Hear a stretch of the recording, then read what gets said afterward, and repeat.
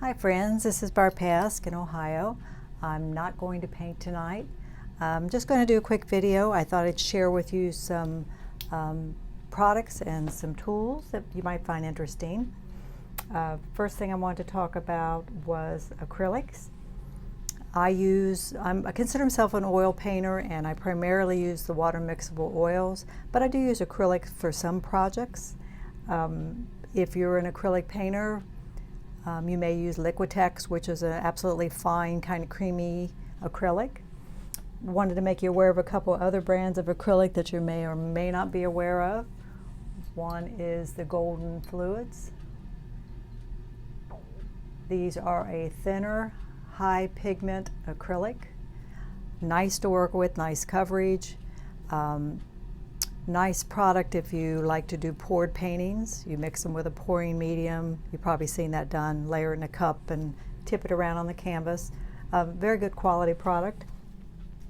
The acrylics that I mostly use, though, are Golden Open acrylics. Okay, I'll show you one of the little paintings I did with the Golden Opens. More of a look of oils.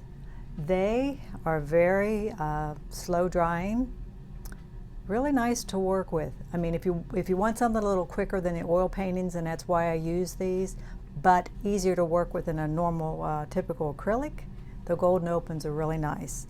When you squirt a blob of these out, they are dry. I mean, they are wet for a long time. They'll get a film over them like any paint, but a nice sized blob would stay wet a couple days. Now on your painting, it's not going to be like that. You have a little more workable time on your canvas. But if you haven't tried them, again, they're the Golden Opens. Very nice, very nice. Couple other things, if you are an acrylic painter, I might suggest. One is I have a mister. It mists very finely. That's the secret. This is made by, I think it was Susan, look at what a mess it is. Susan Shiwi, I think is her name. She was a watercolorist that used to paint on PBS. But you don't just want just any mister to keep your paints wet and your canvas wet.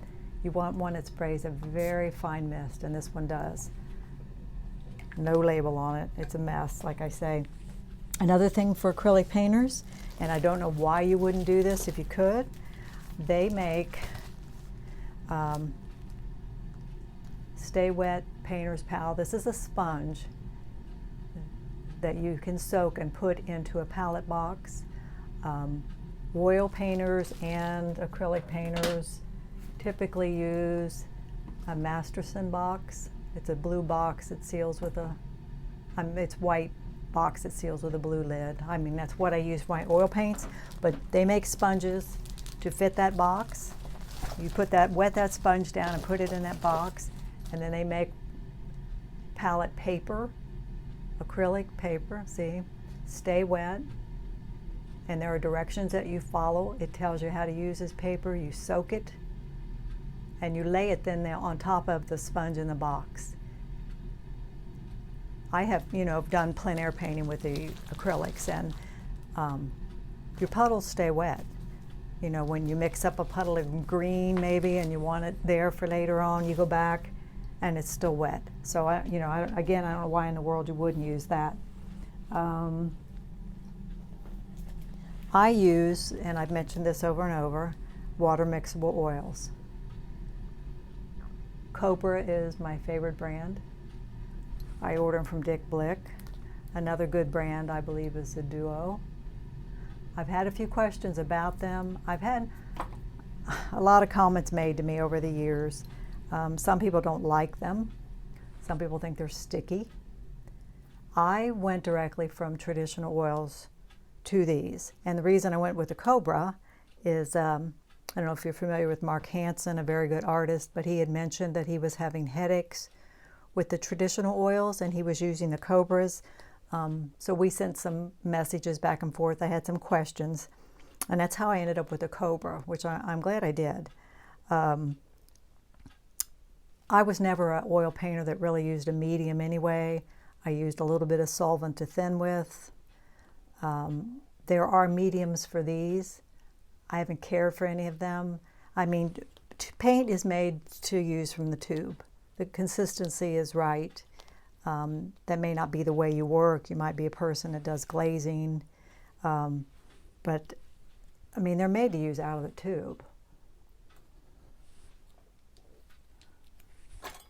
I mean, these are the Cobra. I mean, they're very creamy. They're oil paints. I just don't see any difference. I use a little water, as you know, in the beginning stages, maybe where I'm covering the canvas with a wash, and then you've seen me work, kind of blot it out with a paper towel to get the extra water off. And then I tend not to put much water in them when I paint. I try to use them mostly out of the tube. I don't find that they really need it. And so they work, again, for me, they've always been like traditional oils. They, I find they dry pretty much like traditional oils too. Some people think they dry quicker. I don't know that I've noticed that. But again, I wasn't a person that used mediums anyway, so, you know, the transition to them was no problem at all. This is, back to this real quick, this is the Golden Opens. Put a little bit of that on here, you can kind of see the consistency.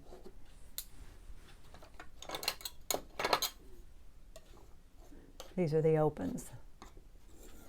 And again, if I would squirt a pile of this out of there, it would be wet for days. With traditional acrylics, if you use them, you know how they are. You just, for me, you have to layer and layer and layer because they dry just almost right now.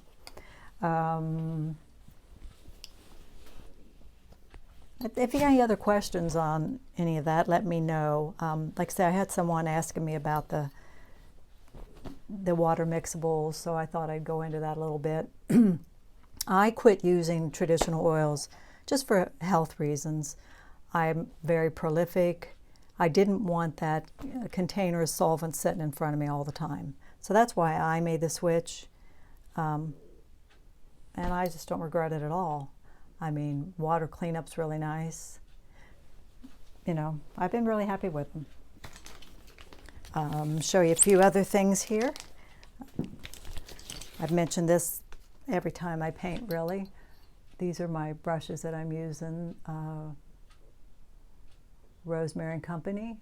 I've been using the Evergreen lately, which is a softer brush.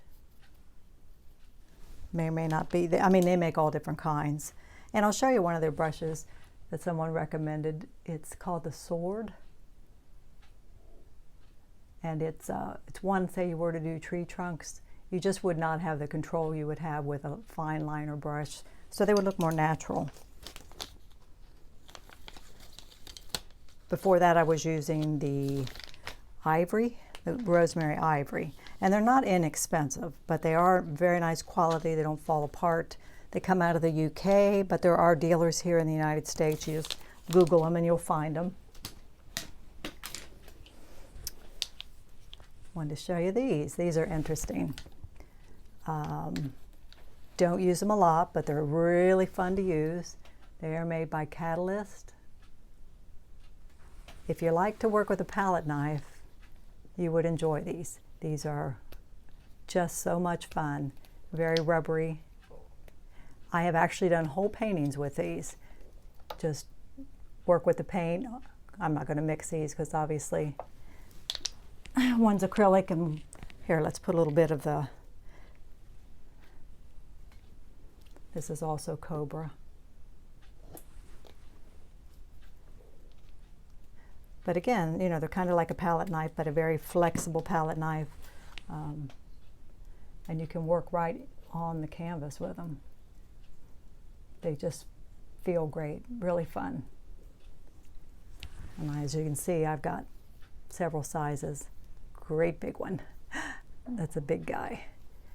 But again, I have done whole paintings with them, or just parts of paintings. You can also use them to scrape, you know, scrape off. There's a lot of different uses that you could find for them, I'm sure. But fun tool, you might think about that. Okay, let's see what else I got here. This is called Easel Brush Clip, easelbrushclip.com. Love it. Clips on my easel, holds brushes in 2 different sections. So, I mean, you could put your clean in one, your dirty in the other as you use them, but it clips to every easel I've got. If you can see the length of that or not. Love it. Highly recommend it. Another tool which you see me use as you watch me paint over and over is a view catcher. This slides and adjusts. Let's get it in there a little bit, maybe you can see, to the size canvas. Like, say you're doing an 8x10, there's the 8x10. You set it to the 8x10. Going to go vertical or horizontal, you decide. I'm telling you, if you haven't had much practice painting outside, it can be extremely overwhelming. And this gives you a window to what you think you want to paint. I mean, it really narrows down your view. I mean, if this was something we were looking at to paint, you can look at it through there and decide what part of it you want to paint, whether you want to go vertical. You still have to look at your canvas and, you know, judge where things are hitting on your canvas, but very helpful. My newest tool, which I showed you, is by Easy-L.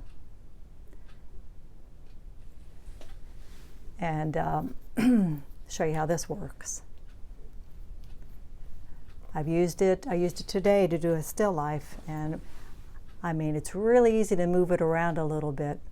But the other night, if you watched the video, the last one I did, I think within 10 minutes I had my wash on my canvas and I had my sketch on my canvas.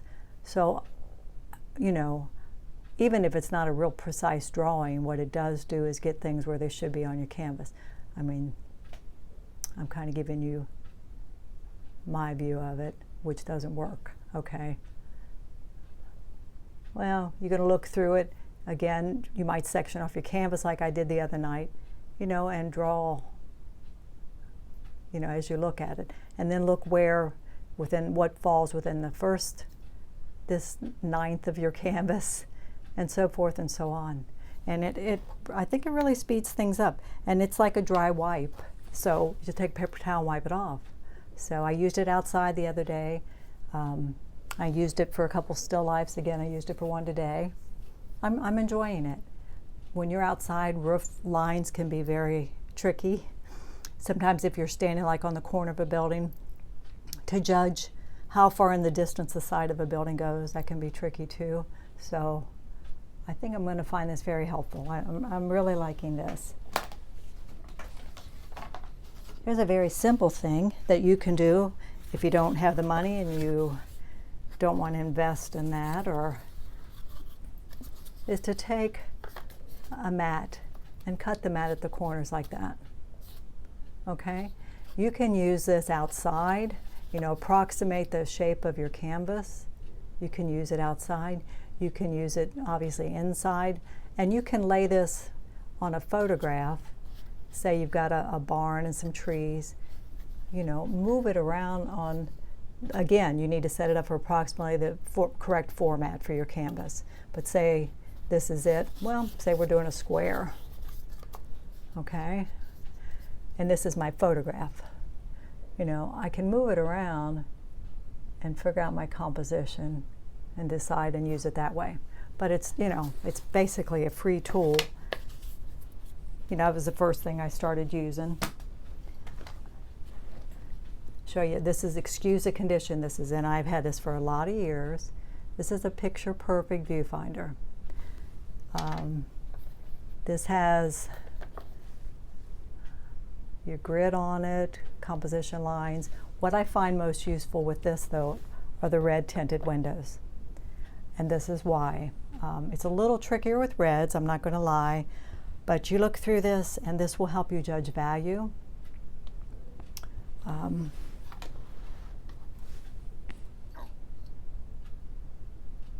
Again, it's a little bit harder with reds.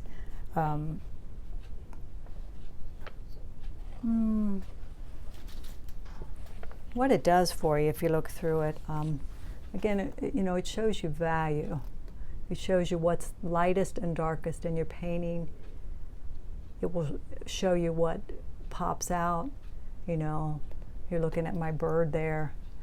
That green probably looks fairly light compared to the bird, and you look at it through the viewfinder and you can see the green probably could have been lighter for the bird to jump out more. So that's really handy tool to judge your value. It has a value scale on the edge. Again, has composition lines. I've had it years and years, so it's pretty beat up. It's been through a lot. One last thing I'll show you tonight. There's probably a lot of things I could have showed you, and over the years I'll think of more and more things. I thought I'd share with you the permanent varnish that I like. With oil paintings, when they feel dry to the touch, I spray them with retouch varnish, it's called. Retouch varnish is not a permanent varnish. It will bring up the sheen, and you can paint over it actually, retouch. And that's typically all I get done before I sell a painting. But a permanent varnish, you really want to let an oil painting cure about 6 months. They don't dry, they go through a chemical process and they cure. When they are completely dry, this is the varnish that I use, Solivar. I buy the gloss, I buy the matte, and I mix them half and half. Still a pretty shiny finish, but it's made by Liquitex, as you can see. It's very high quality, and it is a removable varnish, so it's archival. And you can use it on acrylic and oil paintings. I think I ordered that through Dick Blick too. So, all right, so we covered some things tonight. Please ask questions. Please like and subscribe.